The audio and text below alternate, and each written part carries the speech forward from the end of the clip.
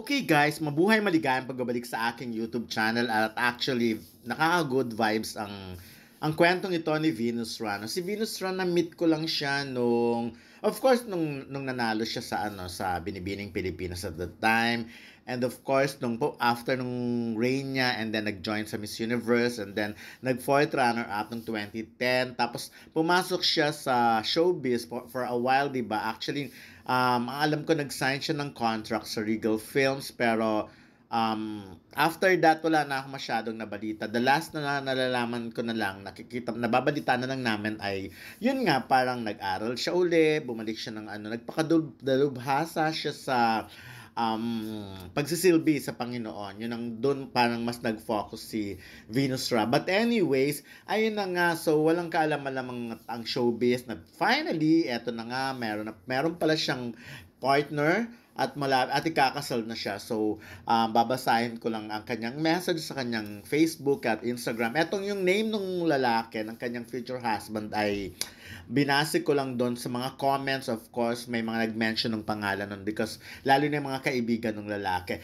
Pero si Venus na talaga, ang laki sana ng future niya sa modeling kasi ibang character ni Venus Re. Meron siyang sariling character niya nga. Nasayang, pero hindi naman sasayang, kaya lang mas pinili niya talaga ibang landas ang ginusto niya. Mas gusto niyang mapalapit talaga sa Diyos. And why not, 'di ba? Kung doon siya mas magiging maligaya at nagiging maligaya. So, ang showbiz naman or ang trabaho, ang kita, ang pera ay na in-earn, madali lang kitain. Pero yung pagiging yung peace of mind mo at pagiging malapit sa Diyos, yun talaga ang mas importante. But anyways, eto nga ang kanyang mensahe. Sabi niya ganyan, there is blessing in waiting. For 8 years, God allowed me to be single. Since I have fully surrendered my life to Jesus, I have never entered into a romantic relationship. I asked Him to protect my heart and to keep it until the right man comes. So may 8 taon siyang single na. Si Venus base sa ay 35 years old na ngayon. So medyo matagal-tagal ang 8 taon na single ka. Kumbaga, yung mga age na gano'n at the time, naghahanap na talaga ng mapapangasawa, siguro mga 26, 'di ba, mga 25, 26 yan, nagsisimula na mag-build ng relationship. But anyway, eto pa ang karugtong. The Lord brought me to a beautiful journey of grace, joy, learning, trials, challenges, loneliness, and victories. In the process, I have devoted my single years in serving the Lord. Yun nga yung sinasabi ko kanina. Serving communities and serving my family. God is indeed the giver of good gifts. He knows His timeline for my life, and the right time has finally come. In a few days, I will be spending the rest of my life with this man of God that my Father has brought me to.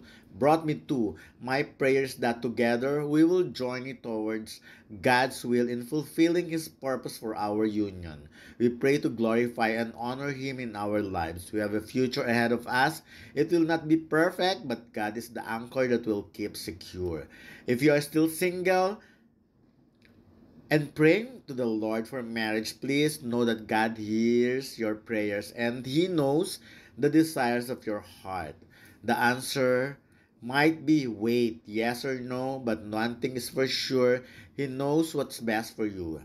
Trust His process, diba? So, ayun lang yon, pinagdasal din ni Venus, pero ang tagal nung 8 taon na walang ka-relationship for a beauty queen, diba? Alam naman natin yon. But anyway, so, tamang-tama rin naman yung age niya. She's 35 years old ngayon, at sabi nga, eto na talaga yung secure ka na sa sarili mo at willing ka nang isuko rin ang lahat-lahat para sa buhay na may asawa. So, syempre tuwang-tuwa, nakakatuwa ang mga message ng mga friends niya, no? Katulad nila, mga beauty queen talaga sila, Karen Ibasco, Paulina Milink, of course, si Jesses Huelar, Katrina Dimaranan, si Hannah Arnold, si Ara Arida, MJ of Lastimosa, of course, si Bea Santiago, Miriam Kiambao. So, pati bumati rin sila Janine Tugonan, Yvette Santiago, Samantha Bernardo, Shane Tormes, Janelle T, Shamsi Supsup, at marami pang iba. Pero nakakatuwa yung mga messages like ito, no? So, sabi nga na Kani ba Karen Ibasco, congratulations. I need to hear this testimony. I'm so happy for you both.